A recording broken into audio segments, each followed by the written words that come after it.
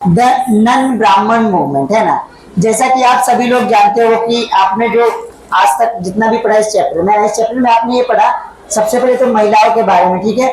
महिलाओं के साथ भेदभाव होता था, ठीक है। उसके पीछे चाइल्ड मैरिज, उसके बाद जो विधवा पुनर्विवाह का कोई नियम नहीं था और साथ ही उनको कोई अधिकार नहीं था, ठीक है। सती प्रथा का नियम था, आपने ये देखा। उसके बाद फिर आपने देखा कास्ट सिस्टम के बारे में। वहां पर आप लोगों ने देखा कोई भी निर्णय कास्ट सिस्टम के अनुसार लिया जाता है।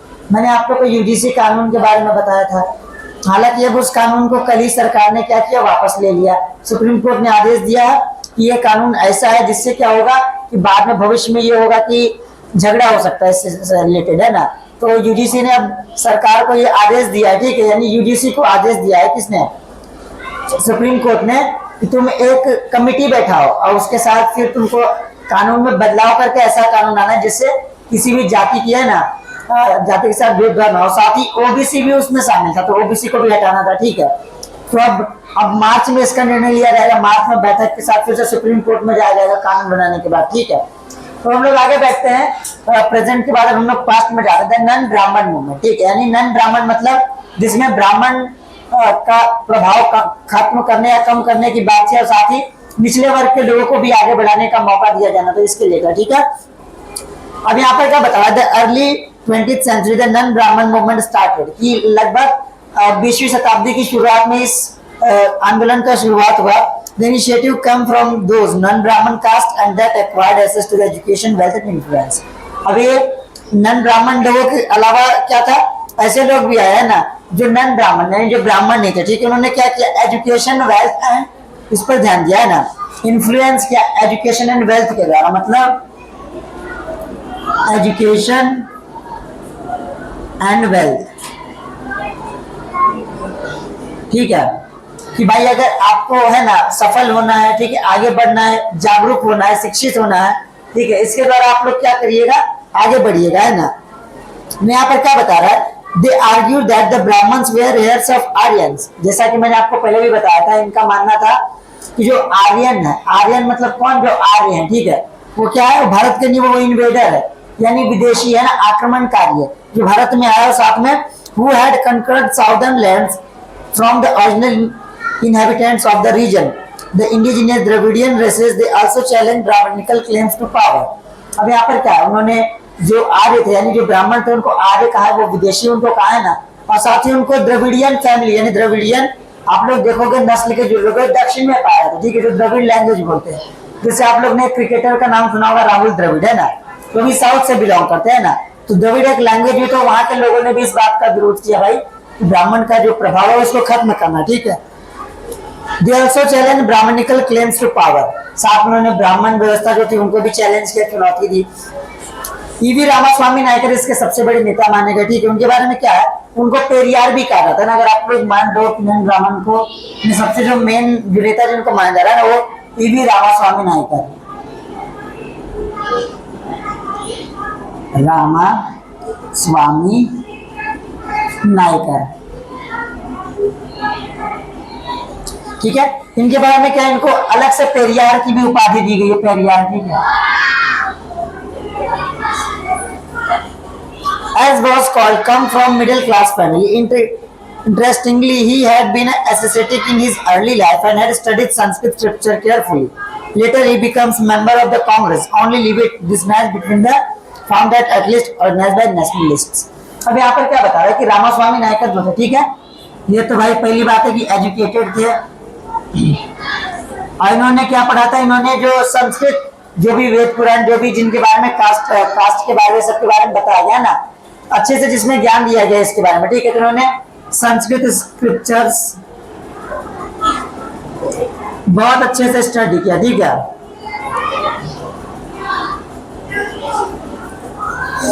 अब इनके बारे में बता रहा है कि बाद में ये कांग्रेस पार्टी के भी सदस्य बने। अब आप लोग ध्यान दीजिएगा, जिस समय की बात हो रही है ना, यहाँ पर कांग्रेस मेंबर, जिस समय की बात हो रही है उस समय इंडिया में सबसे बड़ी जो पार्टी थी, है ना, वो कांग्रेस पार्टी थी, ठीक है। भले आज उसका प्रभाव कम है ना, भले आज उसकी सरकार नहीं है, हो सकता है गलत रास्ते पर भी हो, ये भी हो सकता है ना। मैं एक ऑप्शन बताऊं, तो उस समय कांग्रेस पार्टी सबसे बड़ी पार्टी थी इंडिया की, है ना, वही एक नेतृत्व करता थी, ओके। संस्कृति। तो यहाँ पर क्या कांग्रेस मेंबर जो था, ठीक ना, सबसे बोल सकते हैं कांग्रेस मेंबर बनने के बाद उन्होंने देखा क्या कि कोई भी अगर जो बैठक होती है, ठीक है, कमेटी की अगर कोई बैठक हुई, ठीक है, सिटिंग हुई है ना, तो वे क्या देखते थे ना, वहां पर भी क्या थे कि लोगों को कास्ट वाइज है ना, नेशनलिस्ट जो थे उनको आगे बैठाया जाता था और बाकी लोग को पीछे ना। तो यहाँ पर भी इन्होंने कास्ट सिस्टम टाइप देखा है ना,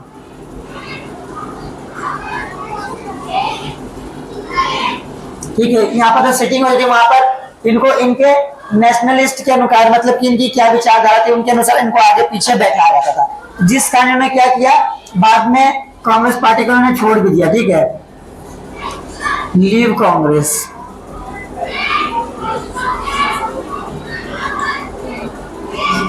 क्योंकि भेदभाव तो भाई कहीं पर भी नहीं पसंद है, चाहे समाज में हो या किसी पार्टी में, किसी विद्यालय में या फिर कहीं भी। जैसा कि मैंने आप लोगों को बताया भी कि यूजीसी का कानून भी इसीलिए आया है, कास्ट सिस्टम के लिए, जहां पर भेदभाव ना हो, है ना। तो सरकार इसी उद्देश्य से लाई है यूजीसी का कानून भी, ठीक है ना। तो ये इसी बात का है कि भाई अब देखो, इस बात को भी आप लोग को ध्यान देने की बात है कि आप लोग ये कब के बारे में पढ़ रहे हो, आप लोग पढ़ रहे हो 18वीं 19वीं शताब्दी 20वीं शताब्दी में। अब 21वीं शताब्दी में भी सरकार अगर कास्ट सिस्टम के लिए कानून ला रही है ना, वो भी किसमें, कॉलेजों के लिए, जहां पर शिक्षा का केंद्र हम लोग बोल सकते हैं ना, जहां पर बोल सकते हैं कि भाई व्यक्ति उस स्तर की शिक्षा प्राप्त करता है जहां पर वो देश में सबसे बड़ा योगदान निभाए। अगर वहां पर भी सरकार को नियम बनाना पड़ रहा है कास्ट सिस्टम के अनुसार, है ना, कास्ट को देखकर, तो ये भाई बता सकते हैं कि आज तक हमारा जो समाज है ना, ये सुधर नहीं पाया, इसकी गलती अभी भी हमारे समाज में है। और तुम लोग अभी भी देखते होगे जो भी चुनाव होगा, वोटिंग होगा या फिर ये सबसे रिलेटेड भी काम भी होता है आज के समय में, तो किसके बेस पर होता है, कास्ट सिस्टम के बेस पर। कोई भी नेता राजनीति किसके बेस पर करता है, धर्म के नाम पर, जाति के नाम पर, कि हम इस जाति के लोग हैं तो इसी जाति को वोट देंगे, भले वो देश के लिए विकास का काम करे ना करे, ठीक है, वो बस आपके जाति का भला कर दे, आप लोग इस लालच में आकर क्या करते हैं, उसी को वोट देते। तो ये क्या बेवकूफी एक तरह से है ना, कि आप अगर कर भी रहे हैं तो उससे पूरे देश का भला नहीं होगा, और हो सकता है अगर वो किसी के लिए फायदा भी करे तो आपके लिए सिर्फ नहीं करेगा, करेगा तो सभी के लिए करेगा, है ना। भले उसका इरादा हो कि जाति के नाम पर वो देश में आ जाए, सरकार बना ले ना, लेकिन बाद में आपका भविष्य पूरा खराब हो जाएगा, आपका होगा, आपके जो भावी पीढ़ी आएगी, है ना, जनरेशन आएगी, उसका खराब होगा, और जनरेशन में आपके ही बच्चे होंगे, है ना, क्योंकि एक समय के बाद आप लोग भी पेरेंट्स बनेंगे। तो वहां पर क्या है कि देश का विकास पीछे हो जाएगा। और जो आज आप लोग गर्व से बोलते हो कि हम भारत के हैं, ये है वो है, जब वो शक्तिशाली रहेगा नहीं, ताकतवर रहेगा नहीं, धनी रहेगा नहीं, तो आप किस दम पर बोलेंगे कि हम भारत के लोग हैं भाई, कैसे गर्व करेंगे आप, है ना। तो कारण मुझे चाहिए, तो आप लोग नेता भी ऐसे चुनिए जहां पर जाति धर्म को न देखकर उनके काम को देखा जाए, है ना, ठीक है। और आप तो दुनिया की सबसे बड़ी डेमोक्रेसी के लोग, अगर आप लोग ऐसा सोचोगे कास्ट के नाम पर, तब तो भाई दिक्कत की बात है ना। जैसा हाल ही में लगभग 1 महीने पहले की बात है कि आप लोग जानते हो कि आप लोग का भारत बिहार में चुनाव से पहले SIR हुआ था, स्पेशल इंटेंसिव रिपोर्ट, है ना, जिसमें सब लोग को देखा जाता था कि कोई भी व्यक्ति है ना, जो भी है उसमें जीवित कौन है, मृत कौन है, कौन इस राज्य से दूसरे राज्य में पलायन कर गया, उसका जो भी वोटर ID कार्ड था या फिर उसकी वोटिंग का जो नाम आता था उसके जगह पर कोई और वोटिंग देता था, है ना, तो सरकार ने उसको काटा। तो आपने देखा भी बिहार में लगभग 55-56 लाख लोग का क्या हुआ, नाम कटा, जो कि या तो मर चुके थे या फिर एक जगह से दूसरी जगह पलायन हो चुके थे, है ना। तो क्या हुआ, सरकार ने यही कानून लाने के लिए कहां पर लाया, बंगाल में, है ना, और वहां पर भी SIR शुरू हो गया।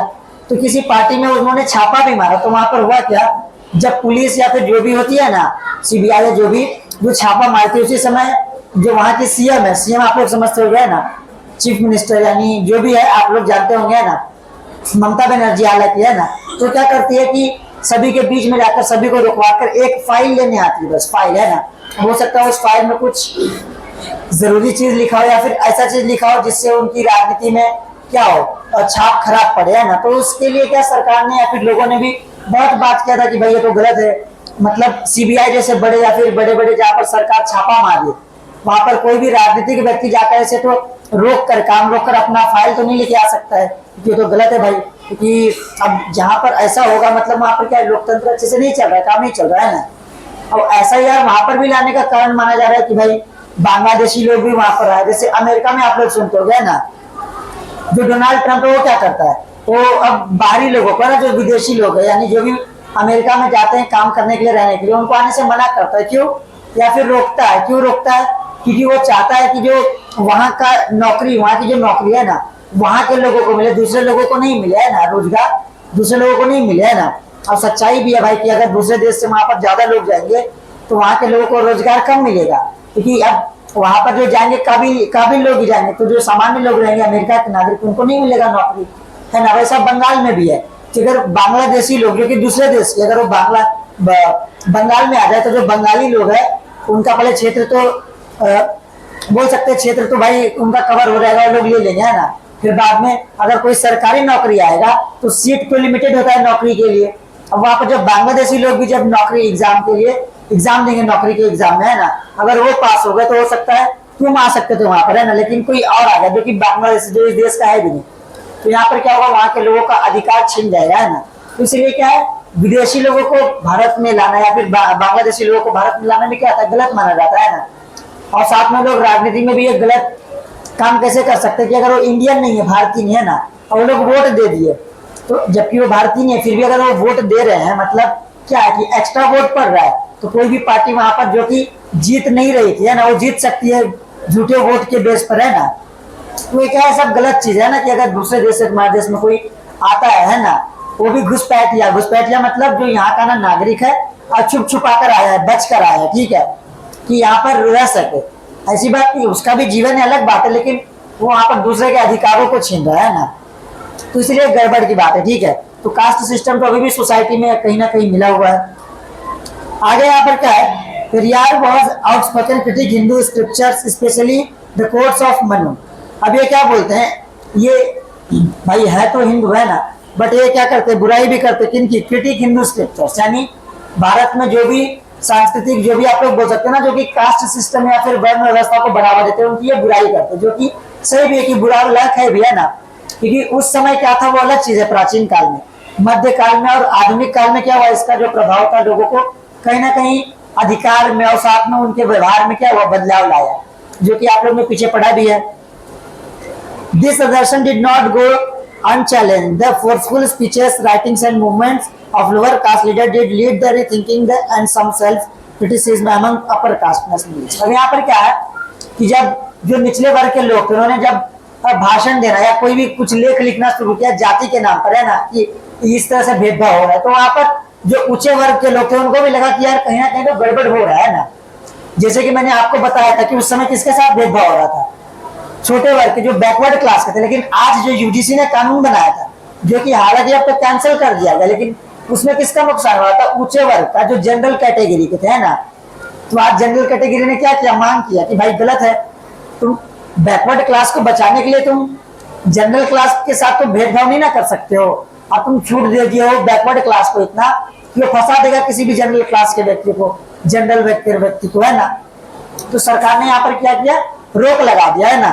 उस समय बताओ, जब ये कानून आज रोक लगाया जा रहा है तो ये सही है, तो उस समय कास्ट सिस्टम पर भी रोक लगना चाहिए था ना। लेकिन आज भी तुम लोग क्या हो, या फिर समाज हमारा कहीं ना कहीं कास्ट सिस्टम को मानता है, ठीक है, और बढ़ावा भी दे रहा हो। एटलीस्ट आजकल के स्टूडेंट लोग है ना, जो कि भाई समझदार होने चाहिए, लेकिन वो लोग भी कास्ट सिस्टम को बढ़ावा दे रहे, ठीक है।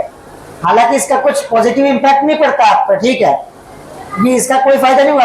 आपका कोई नेता अगर आपके जाति का बिलोंग करता है तो वो सिर्फ जाति के नाम से वोट लेने के लिए कर रहा है ना, उसको जाति से थोड़ी मतलब, पूरे जाति से, पूरा जात बस उसको उसका वोट बैंक है ना, तो वो वोट चाहता है। बाकी आप लोग देखिए कास्ट सिस्टम क्या, आप लोग अभी भी देखिएगा, शादी भी की जाती तो कास्ट सिस्टम के अनुसार है ना। अब ये भी गड़बड़ है भाई, अब कास्ट सिस्टम के अनुसार जब शादी करेंगे आप लोग कास्ट देखकर, तब तक कास्ट सिस्टम बना रहेगा है ना। आप लोग अब इंटर कास्ट ठीक है, अदर कास्ट से भी आप लोग कर सकते हैं अपनी पसंद के अनुसार है ना। जब तक आप कास्ट देखकर शादी कीजिएगा तब तक तो भाई कास्ट सिस्टम बना ही रहेगा है ना। तो भविष्य में क्या आप लोग इसको चेंज कर सकते हैं। मैं नहीं बोल रहा कि आप लोग अदर कास्ट में जाकर ही शादी कीजिए, बट आपके पास अपॉर्चुनिटी है, ठीक है। अब आगे आप लोग देखोगे ना, यहाँ पर आप लोग का चैप्टर लगभग खत्म हो जाता है ना। आपने इसमें जितना भी पढ़ा है आपको रिवीजन करना है, और बाकी लास्ट पेज पर आप लोग का कुछ दिया है संस्था है ना समाज के बारे में, जिन्होंने सुधार करने के लिए अलग अलग मतलब बोल सकते हैं मांग की, डिमांड की, समाज में लोगों को जागरूक किया। उसमें आप लोग को कुछ ने पढ़ा है, कुछ देख लो। ब्रह्म समाज है, डेरेजियो एंड यंग बंगाल, ये भी एक सोसाइटी, एक बोल सकते हैं संस्था है, इंस्टीट्यूट, जो क्या करता था, समाज में सुधार की बात करता था, है ना। उसके बाद रामकृष्ण परमहंस का है ना, स्वामी विवेकानंद का एक था प्रार्थना समाज, ठीक है। वेद समाज था, Aligarh movement and Singh Sabha movement, ये सब क्या है, समाज में सुधार के लिए है ना, जो भी निर्णय लिया गया उससे रिलेटेड है ना। तो आप लोग को इसको पढ़ लेना है, उसके बाद फिर जो भी आप लोग का होगा क्वेश्चन आंसर इस चैप्टर का, आपको उसको खत्म करना है।